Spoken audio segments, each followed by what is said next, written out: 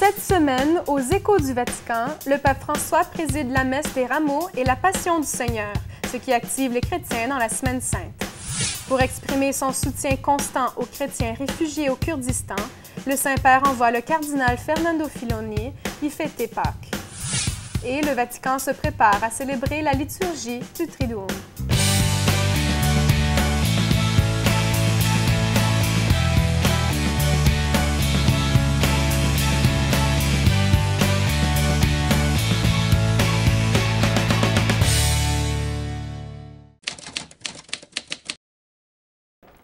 Mesdames, Messieurs, bonsoir et bienvenue aux Échos du Vatican. Je suis Émilie Callen et je remplacerai pour aujourd'hui Charles Le Bourgeois.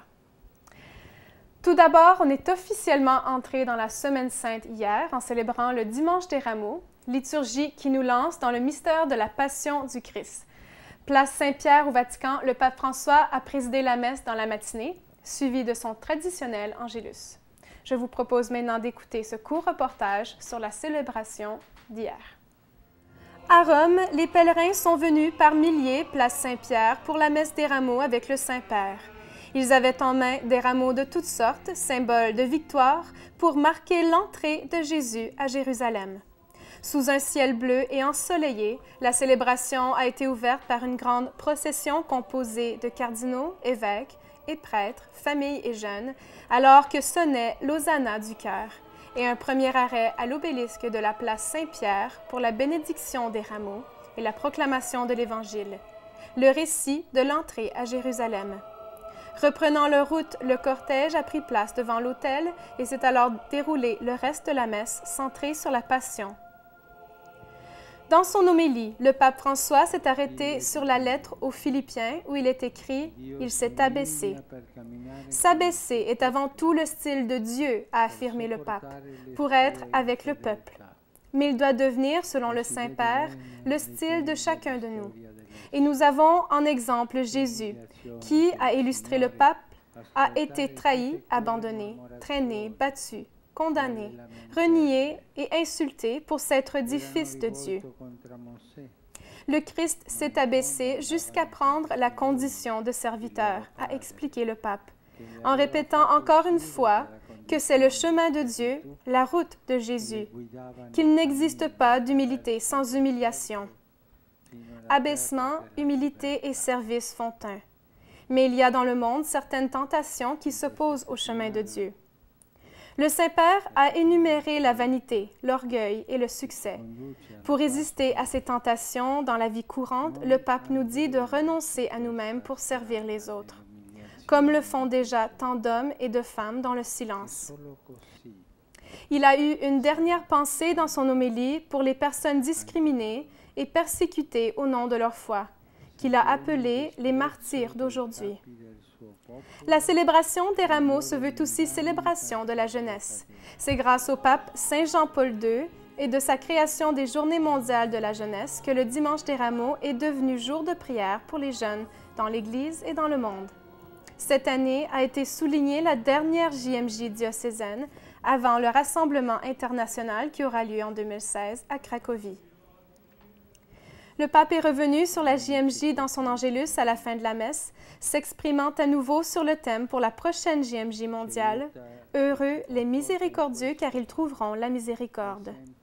Le pape François les a donc exhortés à poursuivre leur chemin, que ce soit dans les diocèses ou dans le pèlerinage à travers les continents, disait-il, qui les portera l'an prochain à Cracovie. Il a aussi fait référence à l'année sainte sur la miséricorde qu'il vient de déclarer.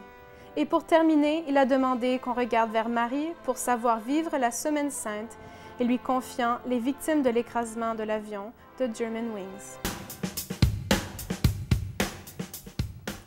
Le pape François n'a cessé de soutenir les chrétiens et autres minorités religieuses par sa prière et plusieurs fois a exprimé sa préoccupation, en faisant appel à la communauté internationale d'intervenir de manière concrète au Moyen-Orient.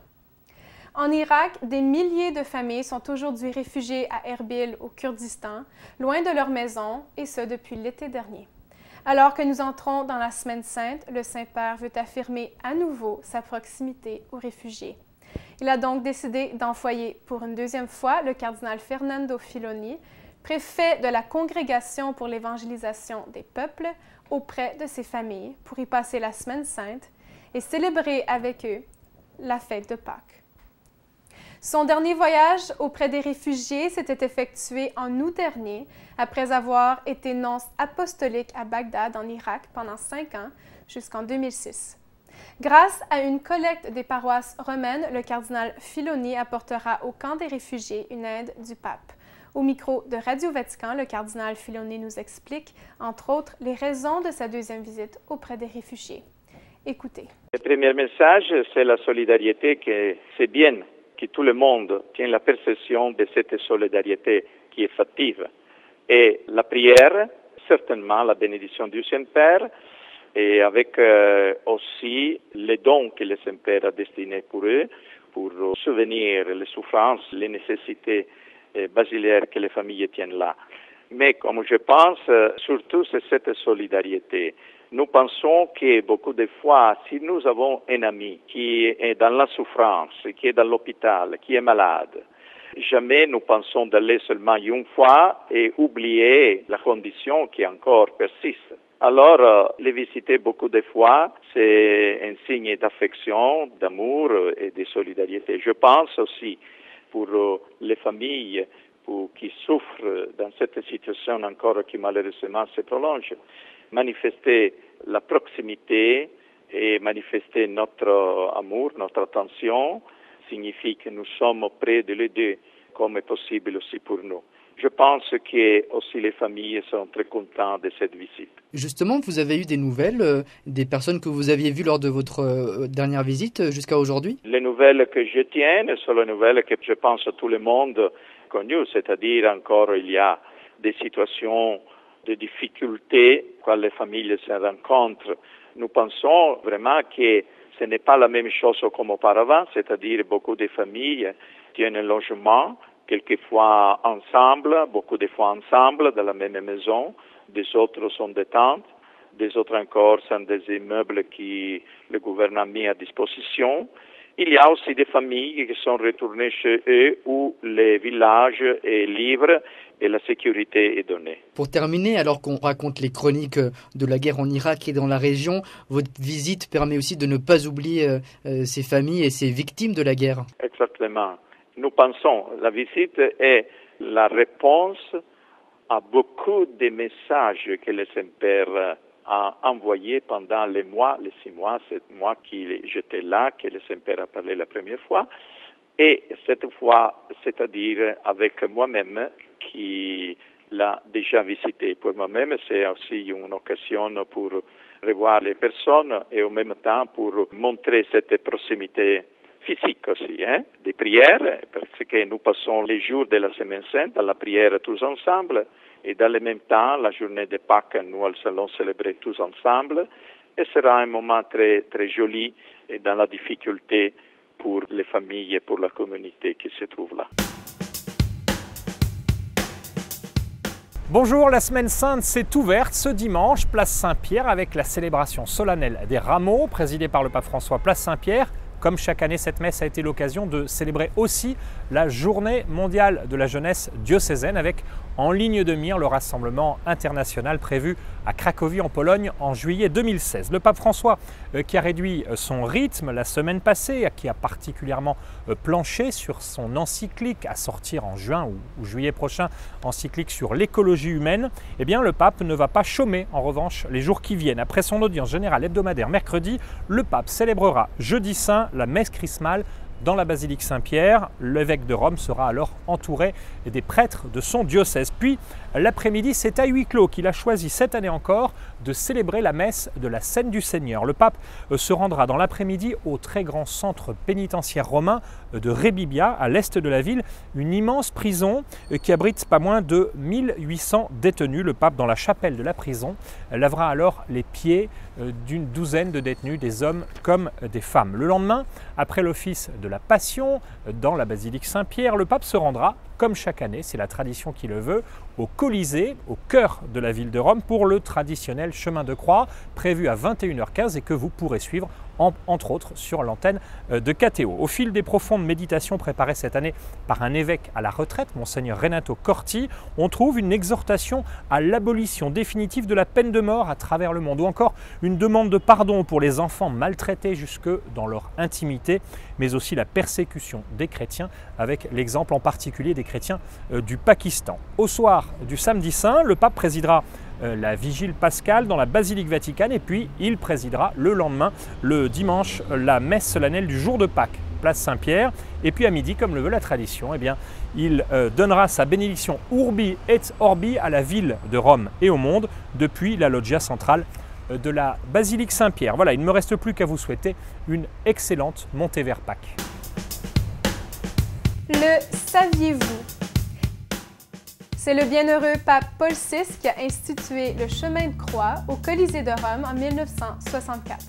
Sa forme, telle que nous la connaissons aujourd'hui, remonte au 18e siècle grâce au franciscain Saint Léonard de Port-Maurice. Un autre arrêt s'est ajouté à l'itinéraire déjà chargé du pape François pour sa visite aux États-Unis en septembre prochain. En plus de s'adresser à l'Assemblée des Nations Unies à New York, puis au Congrès américain à Washington, le pape François sera reçu à la Maison-Blanche pour une audience avec le président américain Barack Obama. Le président s'était déjà rendu au Vatican il y a un an, en mars dernier. Dans le communiqué de presse de la Maison-Blanche, on indique que le président Obama est désireux de continuer sa conversation avec le pape François concernant des valeurs qu'il croit partager tous les deux, dont le bien-être des plus pauvres, le développement d'une économie plus équitable, la protection de l'environnement et la liberté religieuse, ainsi que l'accueil des immigrés et des réfugiés. Le pape François sera aussi présent à la rencontre mondiale des familles à Philadelphie. À Rome, jeudi dernier, un groupe d'environ 150 personnes sans domicile fixe se sont retrouvées au Vatican pour une tournée de ce musée et de la chapelle Sistine qui était fermée au grand public pendant toute une après-midi. La visite s'est effectuée grâce à l'aumônerie pontificale sous la direction de Monseigneur Konrad Krajewski. Et c'est le pape François lui-même qui les a reçus au début de leur visite. Celui-ci est resté avec eux une vingtaine de minutes où ils ont pu lui serrer la main. Le Saint-Père leur a du coup demandé de prier pour lui et leur a dit que ceci est la maison de tous, c'est votre maison. Suite à la visite du pape, on leur a offert un repas. En janvier dernier, une nouvelle liste de délégués africains au prochain synode sur la famille a été publiée, à laquelle on y a ajouté mercredi dernier plus d'une trentaine de noms du même continent. Ces nouveaux délégués représentent les conférences épiscopales du nord de l'Afrique et de l'Afrique du Sud, ainsi que celles du Burkina Faso et du Niger, du Tchad, de la République démocratique du Congo, de Guinée, du Lesotho, du Libéria, du Mali, du Mozambique, de Namibie, du Nigeria, du Togo et de l'Ouganda. Le synode ordinaire sur la famille est prévu du 4 au 25 octobre prochain sous le thème de la vocation et la mission de la famille dans l'Église et dans le monde contemporain. En la fête de l'Annonciation, lors de l'audience générale Place Saint-Pierre mercredi dernier, le pape François a livré sa catéchèse sur le thème de la famille. Il y est revenu en demandant que les fidèles s'unissent pour prier pour la famille. La fête de l'Annonciation marquait aussi le 20e anniversaire de la publication d'Evangelium Vitae, l'Évangile de la vie, une encyclique de Jean-Paul II sur la sacralité de toute vie humaine. Le Saint-Père a donc parlé de la disponibilité de Marie à la vie en lien avec celle des époux dans le mariage. Je vous propose maintenant d'écouter un résumé de sa catéchèse. Chers frères et sœurs, aujourd'hui nous célébrons la fête de l'Annonciation, où l'archange Gabriel annonça à Marie qu'elle concevrait et donnerait naissance au Fils de Dieu, qui ainsi sera accueilli dans une vraie famille. Dans de nombreux pays se célèbre aussi la journée pour la vie. La famille occupe une place centrale dans l'encyclique Evangelium Vitae, signée il y a 20 ans par saint Jean-Paul II. Le couple humain est béni par Dieu depuis le commencement pour former une communauté d'amour et de vie avec la mission de procréer. En célébrant le sacrement du mariage, les époux chrétiens se rendent disponibles pour honorer cette bénédiction toute leur vie. L'Église s'engage à prendre soin de la famille qui en est. Elle ne l'abandonne jamais, même quand elle tombe dans le péché. Elle fera tout pour chercher à la guérir, à la réconcilier avec Dieu. Et pour accomplir cette mission, elle a tant besoin de prière. Je vous invite donc à renouveler la prière pour le synode des évêques sur la famille. Une prière pour que l'Église soit toujours plus engagée et unie dans le témoignage de la vérité, de l'amour de Dieu et de sa miséricorde pour les familles, sans exclure personne, ni à l'intérieur, ni à l'extérieur d'elle-même. Dans certaines parties du monde, le 25 mars représente l'occasion de réfléchir sur la vie et de revenir sur les paroles du Saint-Pape Jean-Paul II. C'est d'ailleurs dans son encyclique, publiée en 1995, qu'il utilisa définitivement pour décrire la tentation de la culture à l'époque d'être une culture de la mort. À Rome a été organisée une veillée de prière à la basilique Sainte-Marie-Majeure et une journée d'études autour de l'encyclique au Vatican. Nous trouvons aujourd'hui des échos de la pensée de Jean-Paul II dans les discours du pape François, qui nous demande de résister à la culture du déchet. La question de la semaine, c'est Martin qui nous la pose. Quelle est la signification des rameaux dans la liturgie du dimanche de la Passion du Seigneur? Eh bien, Martin, tout simplement, les rameaux symbolisent la victoire. En brandissant des rameaux lorsque Jésus entre à Jérusalem, on affirme que nous croyons que Jésus est le Messie et le Sauveur.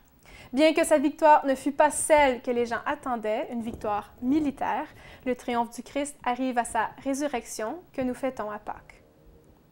Vous avez peut-être une question, alors n'hésitez pas, envoyez-la nous sur la page Facebook de Ciel et Lumière ou par courriel à l'adresse suivante à info@cieletlumière-tv.org. Je vous laisse maintenant avec un extrait du chant lors de l'ouverture de la messe des rameaux avec le pape François. C'est tout pour cette émission. Merci d'avoir été avec nous. Bonne fin de soirée.